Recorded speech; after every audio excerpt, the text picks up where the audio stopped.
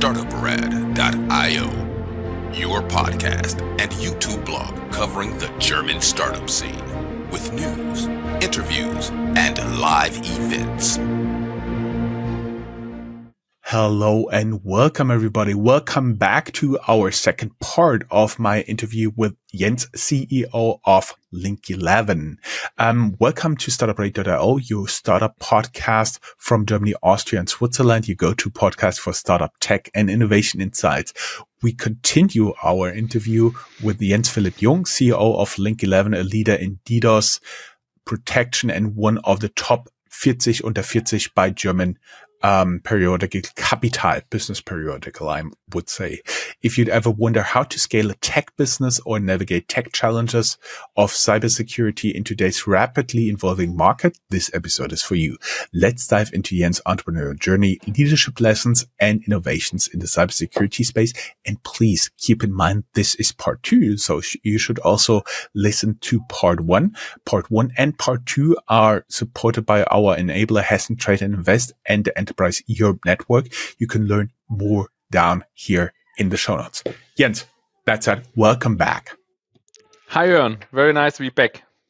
Totally my pleasure. We may add for our audience that even for us, it's a second recording. So we had approximately 24 hours in between, but we keep going with our content here.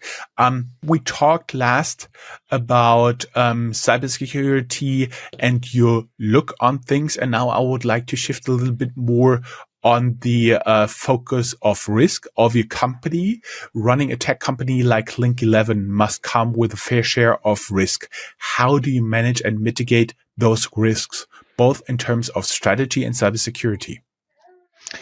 Yeah, I mean, especially also in the past 24 hours in the cybersecurity space, a lot happened because we basically see every hour many attacks, being it on our customers, but also on us as a company, because we are also some kind of high quality target, to say so.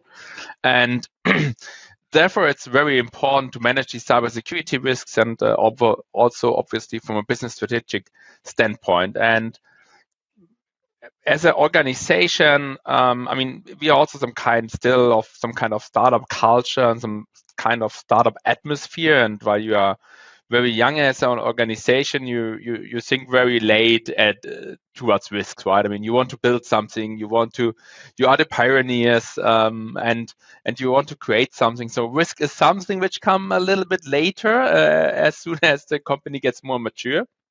But what I see as a very positive involvement currently is that more and more requirement in terms of risk management systems, especially in the cyberspace. So, for example, the ISO framework, what gets more and more famous and more required from the market. And such frameworks help generally all companies, but also obviously us in terms of risk management, risk mapping, and being it from strategy risk, from cybersecurity risks and business continuity risks. We as Link11, we not only have the ISO framework, which is like already a lot of work, and all who went through this knows that. A lot of paperwork, which also typically is not loved too much from startups and in the startup and scale-up phase. We have also done like cybersecurity frameworks like PCI DSS, which is a framework introduced by the payment card industry. This is where PCI stands for, or another one, SOC 2, which is like a very US-centric framework, but gets more and more important in the European sector. And these frameworks help us natively to be more secure and also to risk or also to manage our risks much better. But even before such frameworks, I mean, we always think about what if scenarios, what could happen, and create predefined plans, and also often fire drills and tabletop exercises, because we operate a 24/7 network and something could always fail. So we always think about, okay, what are redundancy concepts in our infrastructure? What are the playbooks and the fire drills what we need to perform if something breaks? Actually, I'll be linking the cyber map of Kaspersky. This gives you a real-time view of attacks, and only in the time you've been talking, I have witnesses here on the live map more than 250,000 attacks. So just to give you a sense of that here. Could you share an example when you took a risk in the business that ultimately paid off, meaning less in terms of cybersecurity and more in terms of like strategy projects? Yes, I mean, two big risks what we have taken in the past was our add-on acquisitions. I mean, as Link11, we had a strategy to grow organically, but also at a later stage to acquire other companies. And these acquisition of other companies, obviously, you have their due diligence and you try to find out what is great and where are some red flags in this company. But every due diligence report has its limitations, and there are always things which are uncertain. You don't know how sticky is the customer base after the migration. You also only have partially insights into the real production code, and various other things. You also don't know, or you only have partially insights about what is the stickiness of the people, do all the key people stay on board? And this is always a kind of big risk because, I mean, making these acquisitions, paying many millions for being the owner of the company, and therefore also the amount you invest is a huge amount. And this is always kind of risky situation. And how to mitigate this is that, well-defined plans, what if scenarios, trying to understand the business as good as possible, trying to anticipate potential risk, potential issues as good as possible, creating mitigation plans, and also in terms of risk mapping, understand, okay, if a certain risk actually will be materialized, which we all don't hope, right? What is the actual impact, right? Is it like from a criticality scale? How serious is it? And this helps you then to also get a good feeling from making such transactions, and at the end also signing the deals, because you should never sign a deal if you have a bad feeling. Mm-hmm. Everybody who does not think that a takeover could be a destroyer of value or a company, they should look into some prominent examples like AOL, Time Warner. I do believe you, after some time looking into that, you do get a sense of how this could take down two companies. Talked about companies and takeovers here. What is your approach to competition in the tech space? How do you view competitors, and what strategies do you employ to stay competitive? Tech is, generally speaking, a wonderful sector. And why is it so wonderful is because the biggest advantage is not in the tech sector is that size doesn't always matter, right? Very often you have small innovative teams which are working like in a speedboat approach, which can develop groundbreaking solutions which will beat all the incumbents. So this is also kind of our initial start when we came into the market. I mean, we were a team of basically two people. It was Carsten and myself, and with the great skills of Carsten, it was able to develop a solution, a technical solution, and software which was better than everything else what was on the market. And this is a great advantage, because if you think in other industries, imagine you want to open a furniture store, right? There are so many various entries to get into this market. You need a plot, you need many of these, maybe distributed network, multiple locations. It's very, very difficult. But in tech, I mean, basically you can create a company by yourself, and now even easier with all the AI tools. So, generally speaking, great advantage is that even it's a fast-moving environment, you are able as a very small and capable team to develop groundbreaking solution and beat the incumbents. And if you And this is not only right at the end what we say, but also actually at the feedback what we get from our customers and even the analysts.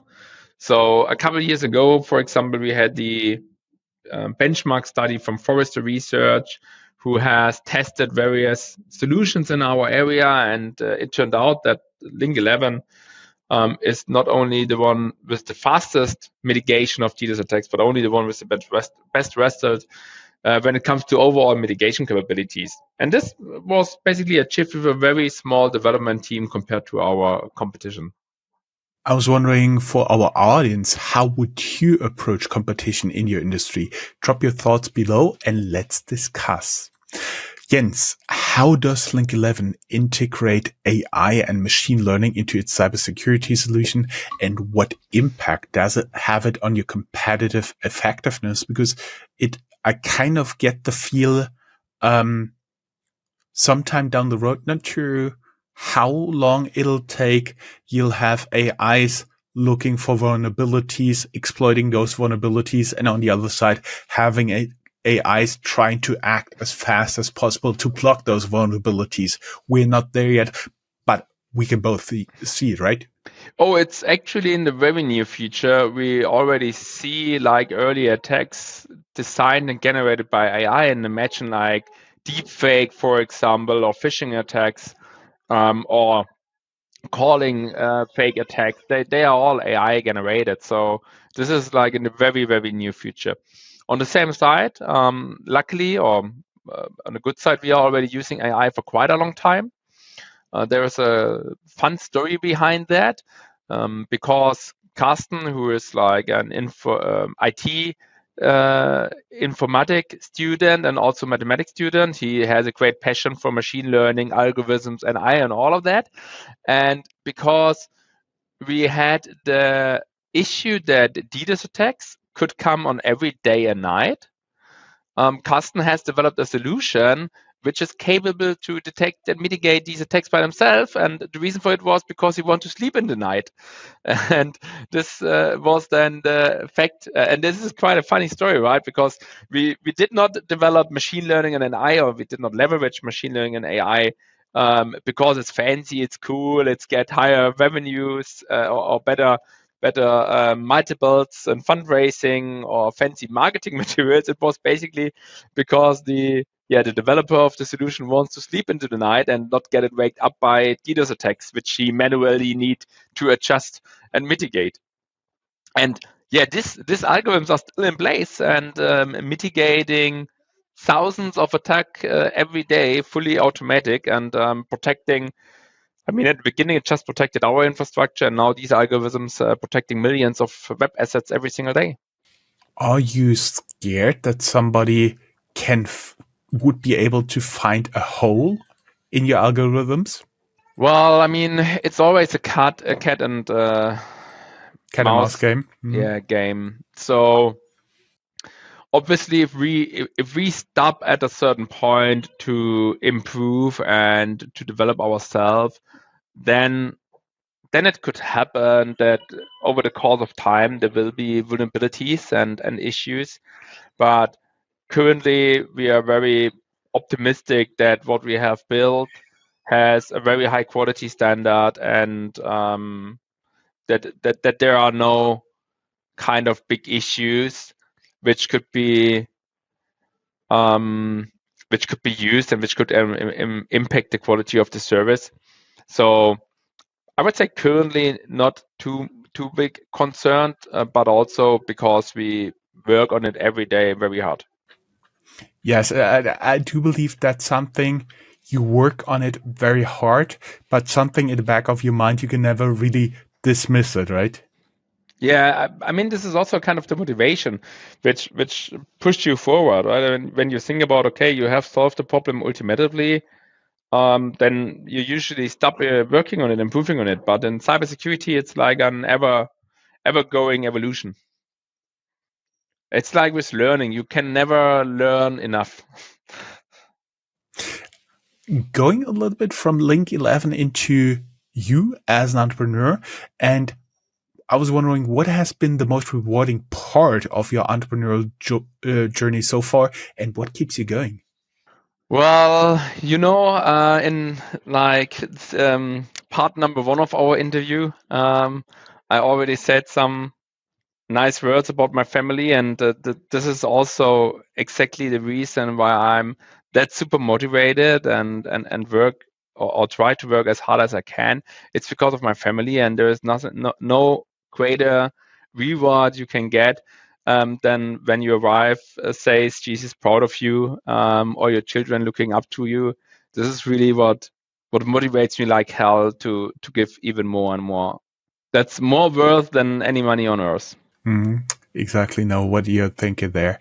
I was wondering if you would have a time machine. I would be wondering, when you can go back and give yourself an advice, when you start Link 11, what would it be? Basically, it's 2 points what I would give my younger self as an advice. And number one is in terms of hiring, don't hire too fast in terms of don't make a decision for a hire if you are not 100% sure, or at least very sure that this is the right hire. So really hire the best talent, and making there some errors will at the end cost you more money, more time, more sleepless nights than if you would just wait a bit and waiting for the right and perfect match. So like putting more emphasis on this. And the second point is build a great peer network. Especially when I founded the company, which was 2005, right? Quite a long time ago. I mean, nowadays you have much more communities, events, you have these accelerator programs and so on. But this was something that didn't exist back in these days. And the peer network is very, very crucial because you want to share ideas, you want to share best practice, you need a network to get some intros. So this could be also over the investor potentially, but the best advice is always build it up by yourself, right? Extend your network, meet with people. This helps a lot. And from personal experience, I can say it's it's pretty tough to tell somebody who's a teacher to really tell them what you're going through, what drives you. But another entrepreneur, they usually get it pretty fast, right? Yeah, I would say so. Absolutely. I mean, it's like always, if you, I mean, there are these life coaches which say like, well, you actually the sum out of the five, or your character is like the mix of the five persons with whom you spend the most time. And therefore, if you have a great peer network, it's also very valuable from a self-development perspective. Mm-hmm. Um, Now, can you? We've been already talking about time machine. We've gone back in the question before. Now let's get a tiny preview into the future. What's next for Link 11? What are some upcoming projects and innovations you're excited about? Yeah, we have two main work streams. One work stream is about in our product innovation, and while we are currently covering very successful the DDoS attack mitigation, which is, by the way, after ransomware, the most second highest attack in terms of amount of attacks on global governments and organizations. We are also, and beside of the DDoS attacks, we are already providing solutions for web application protection, being it mitigating SQL injections and database attacks and similar stuff. But what we now also will introduce, or what we are currently working on, is more towards network-based solutions, zero trust, as I already explained right at the beginning. Some solutions in this sector and area, combined with the great visibility of actually what you have as a threat landscape in your organization, because many companies don't know what vulnerabilities they have, and we are developing solutions which give them more insights. This is like track number one, our product expansion. And track number two are some very nice M&A activities, what we have in the pipeline. Obviously, I have very hard limitations what I can say here about them because they are all under strict NDAs. But this is definitely a track where we have nice traction, where we speak with a couple of very interested entrepreneurs and companies, great technology, great markets, great customers. And we are working there on building a pan-European cyber champion. And to get this right, you are the acquirer and you talk to potential targets, takeover targets. Yes, exactly. Being it, and some of them it's even a kind of a merger situation because companies have maybe the similar size, but you need to know I'm a strong believer that together you could achieve more than alone. And especially in the European region, we have the situation that very often we are fighting against American competition. Um, and while the Americans are usually very large and the European counterparts in many areas are much more tiny. This is not only in cyberspace, so it's also in various other industries. But I would say in cyber, it's maybe a little bit more extreme than in others. And yeah, therefore, I'm a strong believer in joining forces and building a larger group of organizations. I know a lot of investors and consultants and also entrepreneurs are listening right now. If they would like to pitch their company towards you, can they approach you via LinkedIn? Oh yes, absolutely. That would be amazing. So whenever you have an interesting startup opportunity, if you're an investor, PE, please reach out to me.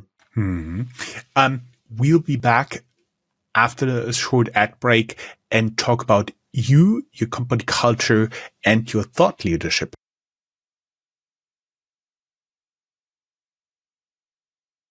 Hey guys, welcome back. This is the second part of the second interview with Jens, CEO from Link11, a DDoS cybersecurity company. And I was wondering, Jens, you are a thought leader in tech and cybersecurity space. How do you approach public speaking and sharing your expertise with others? Luckily, I have some help from my lovely colleagues, to be honest. So I have a team member who helps me with organizing everything, arranging everything, come up with ideas, and even assist with like the content. So this is a great help because it takes some time, right? I mean, this is the true story. It does not come for free. You need to invest a lot of time and energy into it. So it's great if you have some helping hands there. And while we have an internal colleague for that, I also know some of my entrepreneur friends have agencies for that, which could also be a great way. Generally speaking, I think as a thought leader, it's always great, or I love it also very much to share knowledge and get connected with others. So it's kind of my natural pattern and what I really like. So this is something which is quite nice, and I hope I could do it more. The biggest constraint is obviously the time commit you need to put into it. Mm-hmm. What is your main channel to distribute your content? Is it that people can follow you on LinkedIn? Is it a newsletter? Well, I have some LinkedIn followers, but in the past, Oh, you have almost 2,500. That's not some. I would say that's many. okay, could always be more, right? Um, no, I mean in the past, this was more like quite classic on conferences, industry conferences, cyber conferences, and similar stuff, including coverage in newspapers, large media articles. So, for example, FAZ and similar stuff. But indeed, nowadays gets more shifted and focused towards social media channels. And in my case, I only use LinkedIn because of the time constraints. But yeah, that's a nice channel, and I think it's very comfortable and could only encourage others to to also use it and even use it much more than I. Great. Of course, we link your LinkedIn profile if somebody wants to follow you or pitch you a startup, as we said before. We've been talking about mergers and acquisition, and I was wondering, how do you maintain a culture adopting or merging with another entity? Do you already have a playbook? Do you have some methodologies you like to do? Because I could imagine it's quite difficult, especially if you're both about the same size. Yes, absolutely. I mean, size definitely makes it a little bit complex, but not only if it's the same size, also if the size is very different from each other. Because if one company is like in a typical startup mood and culture, and the other one is already organized, that this could also create some tension. Another level of complexity comes when we speak about cross-border transactions, and you need to know our first transaction was in Canada, Vancouver, with 9 hours time difference. The second one was in Israel, which is also not around the corner, obviously closer than Canada. But this makes it also, or this brings also an additional level of complexity into it. To be honest, I think the best way, or what we have as a kind of playbook, is trying to merge also the kind of cultures, because if you try to put over 100% of the culture you have currently and erase everything what they have built over many years locally, this will end up in no good scenario. So what we always try is like keeping nice local culture and combining it with the culture of Link11. And what we also try to achieve in all of our targets, because we know culture is such important, we always do some kind of culture assessment before we sign the deal. So looking into, I mean, there's some OSINT research, what you can do, some desk research to find out what is the culture of the company. You speak with former employees, you speak with actual employees, and trying to understand, okay, what is the culture and how we can integrate this culture into ours. And also if there are some red flags in terms of culture, it's very important. So yeah, and this helps us to understand the culture in advance, and then having like a nice playbook how to integrate this culture. What of their components do we want to keep locally, and what are the global Link11 culture components we want to roll out?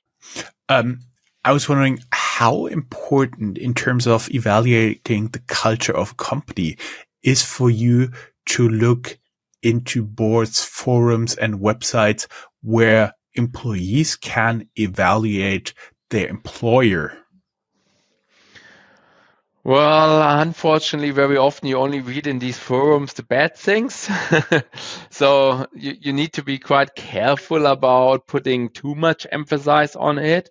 And you only read the frustrated comments, and very rarely like, wow, that was amazing, that was amazing. So, but it's a puzzle, it's a piece of the puzzle, which you want to look into it.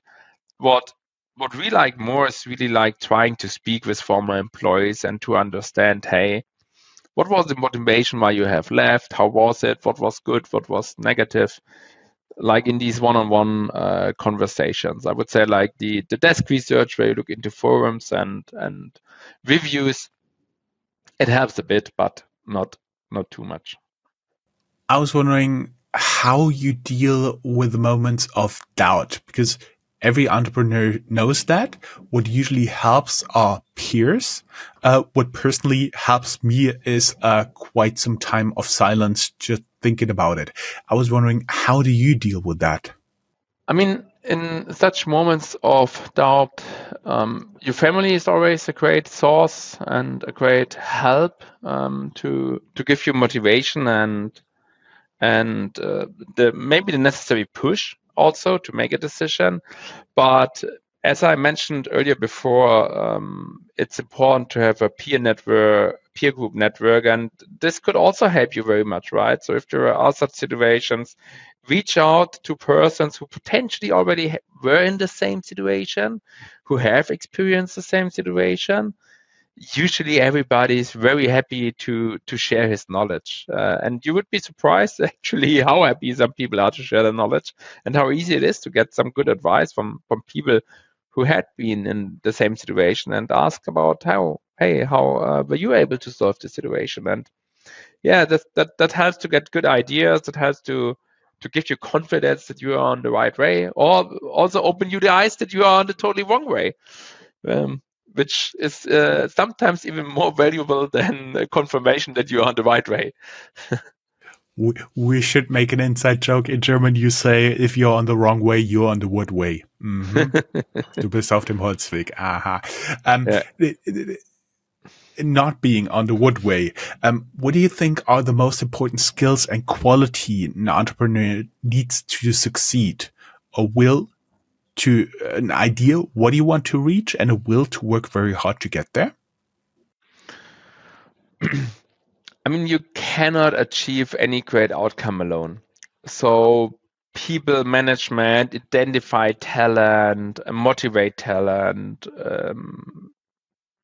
This is like one of the key skills you need to have at a certain stage. So, and it's quite sad that, I mean, such things you don't learn in school, or at least not in the schools I was. I mean, if you go to a nice A grade business school, they will teach you such things, right? And they are super, super important. And I would say the next super important thing is about you need to be able to have some kind of capabilities to sell your solution, because there's a saying which is like selling solves basically every problem, right? If you are able to sell your solution, and you could solve every problem. You have enough revenue, you have enough growth, and with enough revenue and enough growth, you also get into profitability.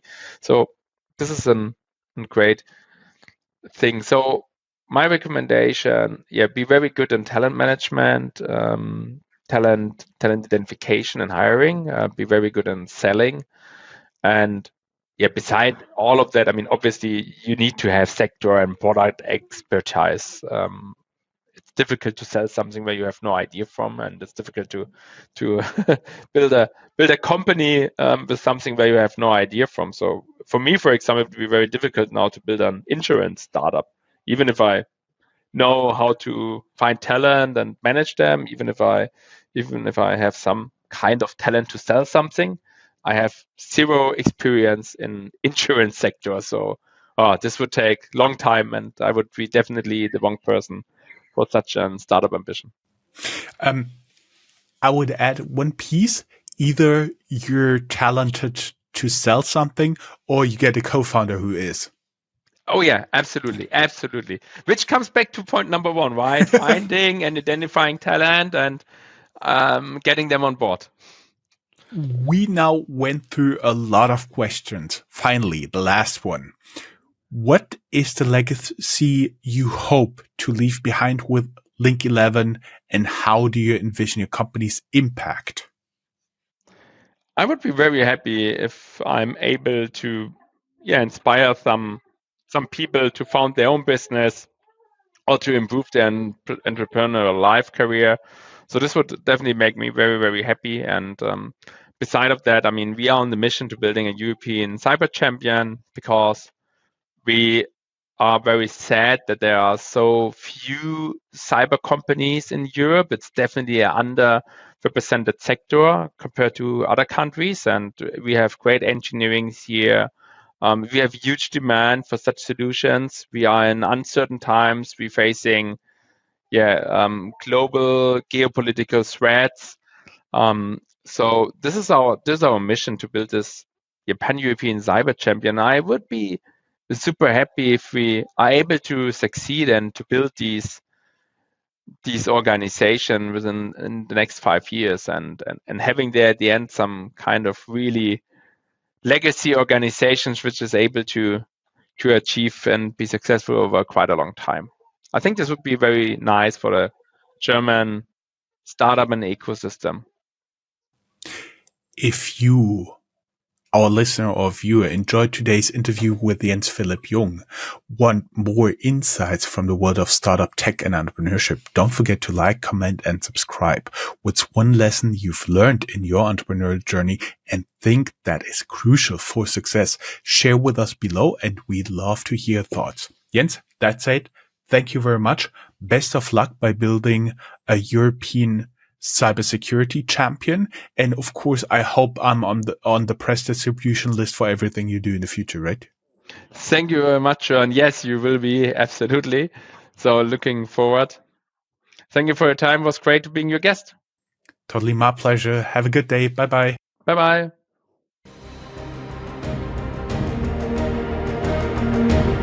That's all, folks.